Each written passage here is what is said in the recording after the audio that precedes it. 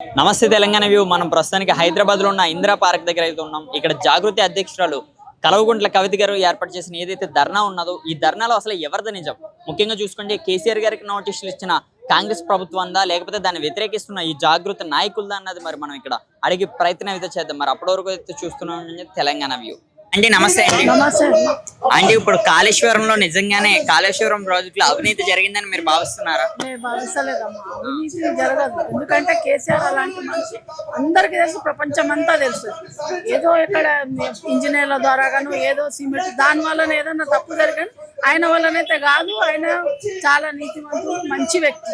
అలాంటి పని చేసే అవసరమే లేదు ఆయన. ఇప్పుడు కేసీఆర్ గారిని జైల్లో పంపించి రేవంత్ రెడ్డి గారు ప్రతీకారం ప్లాన్ చేస్తున్నారా లేకపోతే ఇది నిజంగానే జరిగింది అనుకోవచ్చు? ప్రతీకారమే. ఎందుకంటే ఆయన జైలుకు పోయిందని అది చూసి ఇలా కూడా నేను చేయాలని అనుకుంటుండు, కానీ ఆయన జైలు పోడు. ఎందుకంటే ఆడ నీతి నిజాయితీ ఉంటుంది, కోర్టు ఉంటుంది, జడ్జిలు అందరు ఉంటది కదా, దాని నీతి నిజాయితీ అనేది బయటపడుతుంది. ఇప్పుడు మీరు చేస్తున్న ఈ ధర్నా ఏదైతే ఉందో ఇది జాగృతికి సంబంధించిందేనా? జాగృతికి సంబంధించింది. మా మేడం జాగృతి అధ్యక్షురాలు. నేను కూడా చాలా ఏళ్ళ నుంచి జాగృతిలోనే ఉన్నాను. కానీ మళ్ళీ వాళ్ళ ఫాదర్ కాబట్టి ఆమె బీఆర్ఎస్ కూడా సారు వాళ్ళ కూతురే కదా, కాబట్టి మేము జాగృతి ప్రోగ్రామ్స్ కూడా చేస్తుంటాము. జాగృతి అన్ని సపరేట్ ఉంటాయి, ఇంతకు ముందు కూడా ఉండేవి. మేడం ఇప్పుడు మీరు ఏదైతే చేస్తున్నారో ఈ ధర్నా బిఆర్ఎస్ కి సంబంధించిందా లేకపోతే జాగృతి కోసం చేస్తున్నారు? జాగృతి చేస్తున్నాము, కానీ మేము బీఆర్ఎస్ లో కూడా ఉన్నాము. జాగృతి ఉన్నప్పుడు జాగృతి చేస్తాము, బీఆర్ఎస్ ఇప్పుడు కొత్త మాటలు అయితే వినిపిస్తున్నాయి కదా, కవిత గారు కొత్త పార్టీ పెడుతున్నారని, కవిత గారు బయటకు వచ్చారని. ఒకవేళ ఆమె బయటకు వస్తే మీరు సపోర్ట్ చేస్తారా కవిత గారికి? ఎందుకు చేస్తాం, కానీ అట్లా కాదు. మరి ఒకవేళ మీరు చేస్తానంటున్నారు, అప్పుడు మళ్ళీ కేసీఆర్ గారి మీద మళ్ళీ మాట్లాడాల్సిన పని వస్తుంది, ఎందుకంటే ఆపోజిషన్ కదా. ఒకవేళ అప్పుడు మీ సపోర్ట్ ఎవరికి ఉంటుంది? అదినే కేసీఆర్ గారికా కవిత గారికి? ఇద్దరికి ఉంటుంది. ఎట్లా ఒక్కరికి ఎట్లా మాట్లాడతాం, ఇద్దరికి ఉంటుంది. వేరు కాదు కదా. వేరే మనిషి అయితేనేమో మనం వేరే తిరిగా చెప్పొచ్చు. పార్టీలో ఉండి వాళ్ళ కూతురే కదా, ఎట్లయితే చెప్పండి. కేసీఆర్ మంచి పనులు చేసా చెప్పుకోవడానికి చాలా ఉన్నది. అటువంటి మహానాయకునికి నోటీస్ ఇవ్వడానికి ఎంతవరకు సమంజసం? ఈ ప్రభుత్వము వేధించడం తప్ప చేసేది ఏం లేదు, శూన్యం. ఫస్ట్ 6 గ్యారంటీలు చేయాలి, నోటీసులు ఇవ్వడం ఎంతవరకు సమంజసం? మా నాయకుడు నోటీసుల నుంచి ఎక్స్ప్లెనేషన్, మా పార్టీని ఇబ్బంది పెట్టడం ఎంతవరకు సమంజసం? ఎన్ని కుట్రలు కుతంత్రాలు చేసినా కూడా బీఆర్ఎస్ పార్టీని ఏం చెయ్యలేరు. అర్థందా? గవర్నమెంట్ అనేది ప్రజలకు పనులు చేయాలి, ప్రజలకు ఏం చేస్తారు? హైడ్రా తీసుకొచ్చింది, పేద పడుగు బలహీన వర్గాలకు ఇండ్లు కూలగొట్టడం తప్ప మంచి పని చేసింది ఏం లేదు. అదేవిధంగా రాను రోజుల్లో మూల్యం తప్పించదు ఈ రేవంత్ రెడ్డి గారు. సార్, ఇది కేసీఆర్ గారిని జైలు పాలు చేయడం అన్నది కేవలం కక్షపూరితమే అనుకోవచ్చా? కక్షపూరిత జైలుకు పోతాడయ్యా కేసీఆర్? అంత పెద్ద మనిషిని జైలు పంపించే దమ్ముందా? అది కళ. ఏదో నోటీసులు అంటే అంత పాలిటిక్ డైవర్షన్ చేయడానికి ఇవన్నీ చేసేది ఏం లేదు. అన్ని ప్రశ్నలు ప్రజలకు వచ్చేసింది, ప్రతి ప్రజలందరి క్వశ్చన్లు అడుగుతారు, దానికి జవాబులు చెప్పలేకపోతుంది కాంగ్రెస్ గవర్నమెంట్. ఇప్పుడు మీరు ఇది ఏదైతే ధర్నా చేస్తున్నారో ఇది జాగృతికి సంబంధించిందా బీఆర్ఎస్ కి సంబంధించిందా? జాగృతి అనేది ఒక పార్ట్ సార్, అందరూ బీఆర్ఎస్ఏ, అందులో ఒక భాగము. కేసీఆర్కు నోటీస్ ఇచ్చినారు కదా, దానివల్ల ధర్నా చేయడం జరుగుతుంది. కానీ ఇక్కడ మీరు అందరూ చేస్తున్నారు, బీఆర్ఎస్ కార్యకర్తలు ఎవరు కూడా ఎందుకని రాలేదు? ఆ కండువాలు అసలు ఎందుకంటే ఎవరు జాగాలు వాళ్ళందరూ పనిచేస్తున్నారు. కొంచెం కనిపిస్తుంది, కొన్ని చాలా కనిపించదు. ఇదంతా బీఆర్ఎస్ అంటే పెద్ద సముద్రం. కవిత గారు ఎటువంటి పార్టీ పెడితే మీ సపోర్ట్ ఎవరికి ఉంటుంది? అది ఖాళీ మీడియా ఆలోచనలే, కానీ కవిత అన్నదా మీకు పార్టీ పెడితే అన్నదా? ఊహాగానాలు అవన్నీ. మా నాయకుడు కేసీఆర్. థ్యాంక్ యూ అండి, థ్యాంక్ యూ అన్న. ఏంటన్నా నిజంగానే కాళేశ్వరం ప్రాజెక్టులో అన్యాయం జరిగిందా అన్న? తెలంగాణ రాష్ట్ర తొలి ముఖ్యమంత్రులు మా కేసీఆర్ గారు 10 ఏళ్లలో పాలన చేసింది అందరు చూశారు. ఇదంతా ఒక డైవర్షన్ పాలిటిక్స్, పర్సనల్ ఎజెండాగా కోపంతో తనకున్న దుష్టప్రవర్త తనకున్న పవర్స్ కావాలని పగబట్టి నోటీసులు ఇవ్వడం తప్ప అక్కడ ఏమీ లేదు. ఇప్పుడు మొన్న కేటీఆర్ గారికి ఫార్ములా ఈ కేసులో నోటీసులు ఇస్తారు, హరీష్ రావు గారికి ఇస్తారు, ఇప్పుడు కేసీఆర్ గారి మీద పడ్డారు. అక్కడ కేసీఆర్ గారి మీద ఉన్నది అక్కడ అవకతవకలు ఏమీ జరగలేదు, అక్కడ జరిగింది ఏమీ లేదు. నిజాలేనో జనాలకి తెలుసు, మీ మీడియా వాళ్ళకి తెలుసు. ఇప్పుడు ఏంటి అంటే ఈ నెల రోజులు 2 నెలల నుంచి ఉట్టి డైవర్షన్. కవిత గారిది వేరే వర్గము, కేటీఆర్ గారు వేరే వర్గం, హరీష్ రావు గారిది వేరే వర్గం, అన్ని వర్గాలు ఒకటే, కేసీఆర్ వర్గం మాది. అంత వర్గాలు కేసీఆర్ వర్గం ఒకటే. ఇవన్నీ టైం పాస్ కోసం, డైవర్షన్ దానికోసం వీళ్ళు చేస్తున్న తమాషాలు తప్ప ఇక్కడ ఏం జరిగింది ఏం లేదు. మొన్న జరిగిన తెలంగాణ ఫార్మేషన్ డే, అన్ని పార్టీలకు కలిసి చేయాల్సిన తెలంగాణ ఫార్మేషన్ డేని మీరేందో వచ్చి అక్కడ అందాల భామలను కూర్చోబెట్టి, జపాన్ నుంచి వాళ్ళ అధ్యక్షుడిని పిలుచుకోబెట్టి ఎంతో మంది ఎదురు చూశారు. పోలీస్ కార్మికులు కానీ, ఆర్టీసీ కార్మికులు కానీ చాలా మంది ఎదురు చూశారు. మాకు ఎక్స్టెన్షన్ ఇస్తారు, పోలీస్ వాళ్ళకి రివార్డ్స్ ఇస్తారు, ప్రమోషన్స్ ఇస్తారు, కొత్త పథకాలు ఏమన్నా అమలు చేస్తారు అని చెప్తే అక్కడ ఏమీ చేయకుండా ఓ గంట సేపు అక్కడ మాట్లాడేసి తెలంగాణ సాధించింది వీఆర్ రైజింగ్ అంటాడు, ఒకసారి రైజింగ్ అంటాడు, ఒకసారి అప్పులలో ఉన్నామంటాడు. ఇష్టం ఉన్నట్టు మాట్లాడడం తప్ప అక్కడ ఏమీ జరగలేదు. నిజాలేందో జనాలు తెలుసుకుంటారని చెప్పి కోరుకుంటున్నారు. వాళ్ళు ఇచ్చిన 6 గ్యారంటీలు ఏమీ చేయలేదు, 420 హామీలు కూడా ఏమీ చేయలేదు, ఏమీ సక్సెస్ కాలేదు. ఫెయిల్యూర్ గవర్నమెంట్ అని భావిస్తున్నాను. కేసీఆర్ గారిని జైల్లో పంపించి రేవంత్ రెడ్డి గారి ప్రతీకారం ఏమైనా తీర్చుకునే అవకాశం ఉందా? ప్రతీకారం ఆయనకు ఉంది, పర్సనల్ ఏజెండా. కేసీఆర్ గారిని పంపిస్తారా? జనాలు చూసుకుంటారా? తెలంగాణ రాష్ట్రం ఉడకయి అందరికీ ఉంది, ఇదంతా ఏమీ లేదు. అక్కడ వీళ్ళకి చూసిన టైం పాస్ జస్ట్ అక్కడ ఉన్నవి కొన్ని రోజులు వీళ్ళు ప్రజాపాలన వ్యతిరేకంగా వీళ్ళు ఇచ్చిన గ్యారంటీలు టైం పాస్ చేయడానికి, డైవర్షన్ చేయడానికి, డైవర్షన్ పాలిటిక్స్ కానీ ఇంకోటి పార్టీలు మీ ఇలాగా అని చెప్పి చేయడం తప్ప అక్కడ ఏమీ లేదన్న. మీరు చేస్తున్న ఈ ధర్నా ఏదైతే ఉన్నదో జాగృతి పార్టీకి సంబంధించిందేనా? జాగృతి పార్టీ అన్నది కానీ వేరు చేయకండి, అంతా ఒకటి. ఇది కవితక్క గారు ఉద్యమ సమయంలోనే తెలంగాణ జాగృతి సమేతాన్ని ముందే పెట్టుకుంది. వాళ్ళకున్న మైనా నాయకులకి కానీ వాళ్ళకున్న టీంకి కానీ పెట్టుకునేది తప్ప 2 పార్టీలు అన్నీ ఒకటే. ఇక్కడ ఏంటి అంటే మహిళా కన్వీనర్లు, మహిళా ప్రోత్సాహం కోసం పెట్టుకున్నదే కవితక్క పార్టీ తప్ప ఇక్కడ ధర్నా జరిగేది కూడా దాని నుంచి. కానీ ఇప్పుడు మీరు ఈ ధర్నా ఏదైతే ఉన్నదో ఇది కేసీఆర్ గారికి అంటున్నారు, కానీ మరి ఇక్కడికి ఎందుకని ఎవరు కూడా బీఆర్ఎస్ కార్యకర్తలు రాలేదు? మీరు ఎందుకని వాళ్ళని ఆహ్వానించలేదు? బీఆర్ఎస్ కార్యకర్తలు, మేము బీఆర్ఎస్ పార్టీ కార్యకర్తమే. ఇక్కడ ఉన్న వాళ్ళంతా బీఆర్ఎస్ పార్టీ కార్యకర్తలే కదా. ఇప్పుడు మొన్న డల్లాస్ లో జరిగిన ఈవెంట్ లో అందరు ఎమ్మెల్యేలు ఎవరైతే ముఖ్య నాయకులు అక్కడ ఉన్నారు. సో దానివల్ల విభేదాలు ఏమీ లేవు. ఎవరు ప్రయారిటీ ఎవరు దాన్ని బట్టి వాళ్ళు సపోర్ట్ చేయడానికి వస్తున్నారు అని చెప్తున్నారు. ఇప్పుడు కవిత గారు ఏర్పాటు చేసిన ఏదైతే జాగృతి ఉన్నదో ప్రతిసారి కూడా ఎందుకని కొత్త వాళ్ళనే తీసుకుంటున్నారు, పాత వాళ్ళని ఎందుకని మళ్ళీ రిపీట్ చేస్తలేదు? కవితక్క గారి టీంలో మీరు ముఖ్యంగా మీకు తెలియనట్లేదు. ఇప్పుడు ఉన్న వాళ్ళందరూ ఉద్యమ సమయం నుంచి ఉన్న వాళ్ళే. అందరికీ 10 ఏళ్ల నుంచి ఓపిక పట్టే అవకాశాలు ఇప్పుడు వచ్చాయి. మాక్సిమం ఉన్న వాళ్ళు ఇప్పుడు 70 to 80% టీం అంతా పాత టీమే ఉంది. వాళ్ళకి ఎప్పటి నుంచో ఉద్యమ సమయంలో కవితక్కతో పాటు ఉన్న వాళ్ళే ఉన్నారు తప్ప కొత్త వాళ్ళని ప్రోత్సహించే వాళ్ళు ఉన్నారు తప్ప ఎవరు లేరు, అంతా పాత టీమే పనిచేస్తుంది.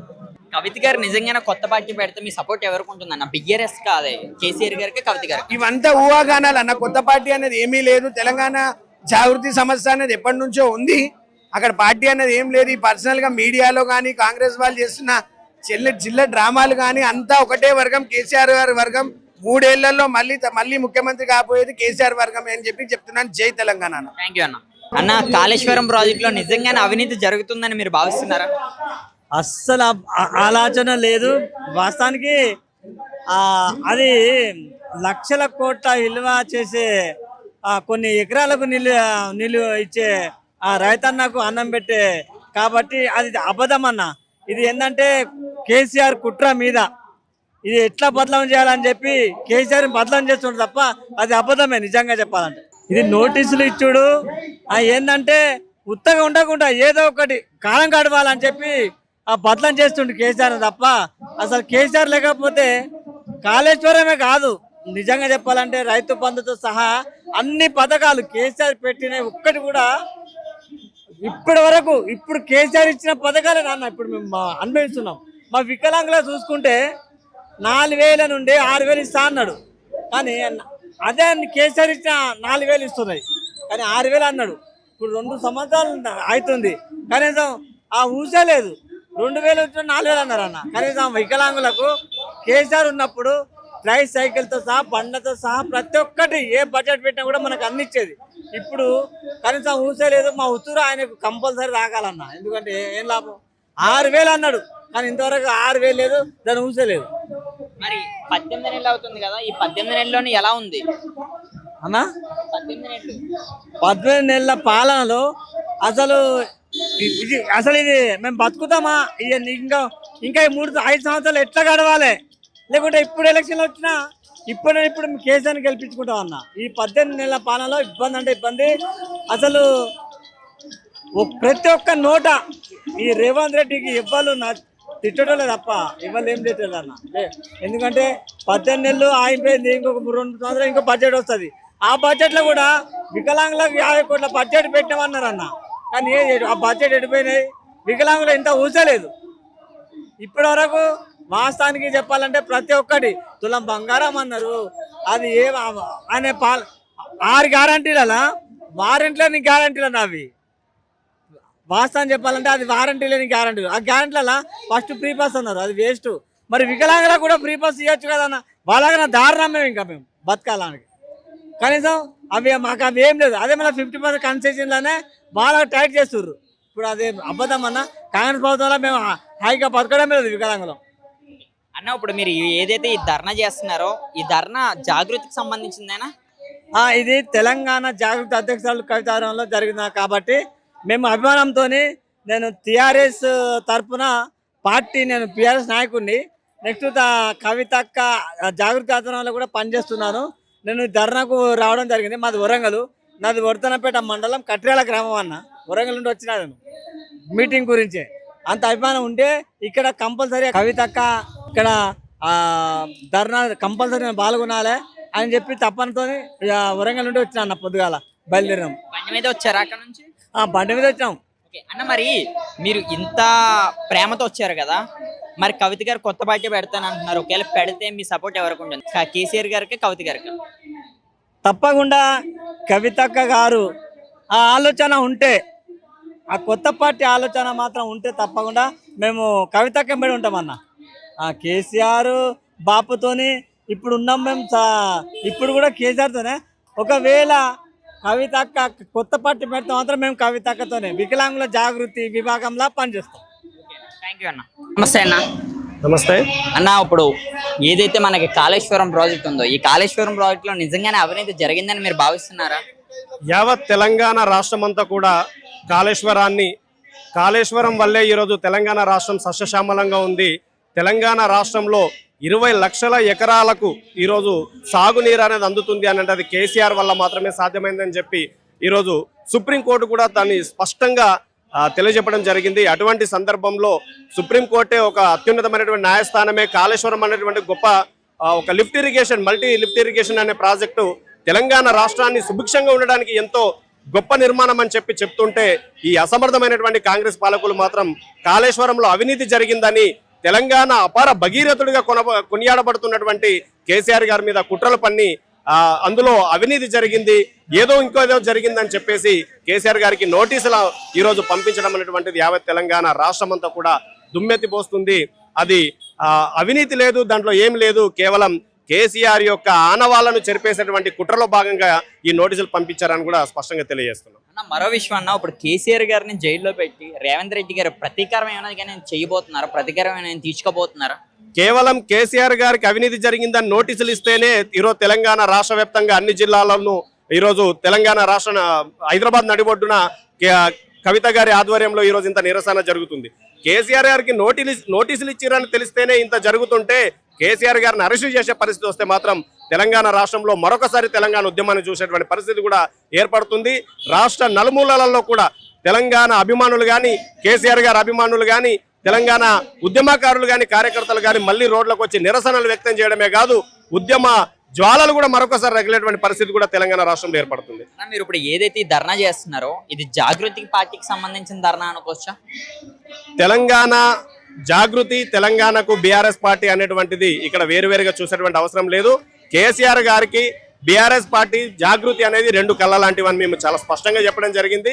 ఈరోజు కేవలం మా నాయకుడు కవితక్క కూడా జాగృతి అధ్యక్షురాలుగా ఉన్నటువంటి కవితక్క కూడా చాలా సందర్భాల్లో స్పష్టంగా చెప్పింది, మేము మా నాయకుడు కేసీఆర్ గారే, తెలంగాణ జాగృతి అనేది ఎల్లవేళలా కేసీఆర్ గారికి అండగా నిలబడుతుంది. కేసీఆర్ తెలంగాణ అభివృద్ధిలో భాగమైనప్పుడు తెలంగాణ జాగృతి కూడా భాగమవుతుంది, కానీ తెలంగాణ జాగృతిని ప్రత్యేకంగా చూడాల్సినటువంటి అవసరం లేదని చాలా స్పష్టంగా చెప్తున్నాం. బీఆర్ఎస్ మీరు కేసీఆర్ గారి కోసమే ఈ ధర్నా చేస్తే ఇక్కడికి ఎందుకని ఏ బీఆర్ఎస్ కార్యకర్తలు కూడా రాలేదు? ఇంకా అది బీఆర్ఎస్ కార్యకర్తలు రాలేదు అనేటువంటిది ఇక్కడ ప్రత్యేకంగా తెలంగాణ జాగృతి అనేటువంటి ఆధ్వర్యంలో జరుగుతుంది కాబట్టి తెలంగాణ జాగృతి కార్యకర్తలు కానీ తెలంగాణ జాగృతి అభిమానులు కానీ కవితకు అభిమానులు మాత్రమే రావడం జరిగింది. కేసీఆర్ గారు బీఆర్ఎస్ అభిమానులు ఎందుకు రాలేదనేటువంటి వారి ప్లేస్లలో కావచ్చు, నియోజకవర్గాలలో కావచ్చు, జిల్లా కేంద్రాలలో, మండల కేంద్రాలలో కావచ్చు, వాళ్ళు అక్కడ నిరసన వ్యక్తం చేస్తూనే ఉన్నారు. ఇక్కడ ఈ రోజు ఈ ధర్నకు తెలంగాణ జాగృతి ఆధ్వర్యంలో తెలంగాణ జాగృతి అధ్యక్షురాలు కవిత గారు పిలుపునివ్వడం జరిగింది కాబట్టి తెలంగాణ జాగృతి అభిమానులుగా మేమందరం రావడం జరిగింది. ఇప్పుడు ప్రతిసారి కూడా జాగృతి స్టార్ట్ చేసేటప్పుడు ఎందుకని మళ్ళీ కొత్త వాళ్ళనే తీసుకుంటున్నారు జాగృతి పార్టీలోకి, మళ్ళీ పాత వాళ్ళకి ఎందుకని ఈ ఆహ్వానం అన్నది ఎందుకని పంపట్లేదు కవిత గారు? ఇప్పటికే తెలంగాణ రాష్ట్రంలో బీఆర్ఎస్ పేరుతో అద్భుతమైనటువంటి బ్రహ్మాండమైనటువంటి నిర్మాణం అనేటువంటిది జరిగిపోయి ఉంది. అన్ని రకాలుగా అంటే విద్యార్థి విభాగాల నుంచి, యువజన నాయకుల నుంచి, రైతు సంఘాల నుంచి, మహిళా సమాఖ్యలు, ఇలా ప్రతి సందర్భంలో బీఆర్ఎస్ అనేటువంటిది ఒక బలమైనటువంటి నిర్మాణాన్ని ఏర్పాటు చేసుకున్నది. కానీ ఇక్కడ తెలంగాణ జాగృతి అనేటువంటిది ఇప్పుడే తెలంగాణ జాగృతి అనేటువంటిది పునర్నిర్మాణం అనేది జరుగుతుంది కాబట్టి ఒక బలమైనటువంటి నిర్మాణం తెలంగాణ జాగృతి నుంచి కూడా ఉండాలనేటువంటి ఉద్దేశంతో ఈరోజు కవితక్క గారి పిలుపు మేరకు అన్ని విభాగాలలో కూడా మేము నిర్మాణాలు చేసుకుంటూ పోతున్నాం. కవిత గారు జాగృతి అనే కొత్త పార్టీ ఏదైతే ఉందో ఇప్పుడు పార్టీ, మరి దీనికి సపోర్ట్ చేసే అవకాశం ఉందా మీరు? అంటే బీఆర్ఎస్ కి మీరు ఆపోజిషన్ వెళ్ళే అవకాశం ఉందా? దయచేసి మీడియా మిత్రులందరూ కూడా మళ్ళొక్కసారి మేము స్పష్టంగా ఏం చెప్పదలుచుకున్నామని అంటే తెలంగాణ జాగృతి అనేటువంటిది పార్టీగా చూడవద్దు. ఇప్పటివరకు ఎక్కడ కూడా అలాంటి అనౌన్స్మెంట్ చేయలేదు. దయచేసి వక్రీకరించి మీడియా మిత్రులు చేస్తున్నటువంటి అబద్ధపు అసత్యపు ప్రచారాలను మానుకోవాలని మేము తెలియజేస్తున్నాం. బీఆర్ఎస్ కు కేసీఆర్ గారికి మద్దతుగా మాత్రమే, ఒక కన్నుగా మాత్రమే తెలంగాణ జాగృతి ఉంటుంది తప్ప తెలంగాణ జాగృతి ప్రత్యేక పార్టీ కాదు. ఎక్కడ కూడా తెలంగాణ అధ్యక్షురాలు కవిత గారు కూడా ఆ మాటను చెప్పలేదు. దయచేసి మీడియా మిత్రులు ఈ విషయాన్ని గమనించాలి. కవిత గారు ఒకవేళ నిజంగా బయటకు వచ్చి కొత్త పార్టీ పెడితే మీ సపోర్ట్ ఎవరికి ఉంటుంది? అంటే ముందు నుంచి బీఆర్ఎస్ వెనకాల కవిత గారు వాళ్ళ నాన్నగారు కేసీఆర్ గారికి ఉంటుందా, కవిత గారికి ఉంటుందా? ఒకవేళ భవిష్యత్తులో వచ్చే 3 ఏళ్లలో అదే పరిస్థితి కనుక ఏర్పడినట్లయితే ఆనాడు ఉద్యమకారులుగా, ఆనాడు ఉస్మానియా విశ్వవిద్యాలయంలో విద్యార్థులుగా ఉన్నటువంటి మేము 2010-11 సమయంలో తెలంగాణ ఉద్యమంలో భాగమై ఉద్యమకారులుగా, ఉద్యమ విద్యార్థి నాయకులుగా ఉన్నటువంటి మేము మళ్ళీ అదే పరిస్థితి వస్తే ఎవరైతే తెలంగాణ అస్తిత్వానికి, తెలంగాణ ఆశయాలకు, తెలంగాణ ఏ పునర్నిర్మాణం అయితే నీళ్లు, నిధులు, నియామకాలని జరిగిందో వీటికి కట్టుబడి ఉంటారో అది కేసీఆర్ గారు కావచ్చు, కవిత గారు కావచ్చు, ఎవరైతే తెలంగాణ ఆశయ సాధనాల కోసం పనిచేస్తారో వాళ్ళకి మద్దతుగా మేము ఉంటాము, వాళ్ళ వెనకాల ఉంటామని మాత్రం తెలియజేస్తున్నాం. కవిత గారు ఒకవేళ అపోజిషన్ కి వస్తే మీరు అన్నట్టు మీరు ఒకవేళ మద్దతు చేస్తే కేసీఆర్ గారి మీద అప్పుడు మళ్ళీ మీరు మాట్లాడాల్సిన పని వస్తుంది. ఎందుకంటే ఆయన అప్పుడు అపోజిషన్ పార్టీ కాబట్టి మీరు ఆ సాహసం చేస్తారా? ఇప్పటి వరకు అటువంటి పరిస్థితి రాదు అని చెప్పి మేమందరం చాలా బలంగా నమ్ముతున్నాం. దీనిని కుట్రలో భాగంగా ఇతర పార్టీ వాళ్ళు కావచ్చు, వాళ్ళందరూ కూడా చేస్తున్నటువంటిదే. అది ఎట్టి పరిస్థితుల్లో జరగదు. ఎప్పుడు కూడా కేసీఆర్ గారు కవిత గారిని విస్మరించే పరిస్థితి అయితే ఈ తెలంగాణలో రాదు. తనను కాపాడుకుంటారు. మొదటి నుంచి కూడా కవిత గారి పట్ల కేసీఆర్ గారికి ఉన్నటువంటి నమ్మకం, కేసీఆర్ గారి పట్ల కవిత గారికి ఉన్నటువంటి నమ్మకమే తెలంగాణకు మరో బలమవుతుంది తప్ప, 2 చేతులు 2 భుజాల బలమవుతుంది తప్ప వేరయ్యే పరిస్థితి లేదు. ఆపోజిషన్ గా ఉండే పరిస్థితి అసలే రాదు. అలాంటి పరిస్థితి వస్తే కేసీఆర్ గారికి వెనుక ఉండి కనిపించని బలమవుతుంది తెలంగాణ జాగృతి కవిత తప్ప ఆపోజిషన్ మాత్రం అయ్యే అవకాశం లేదు. థ్యాంక్ యూ అన్న.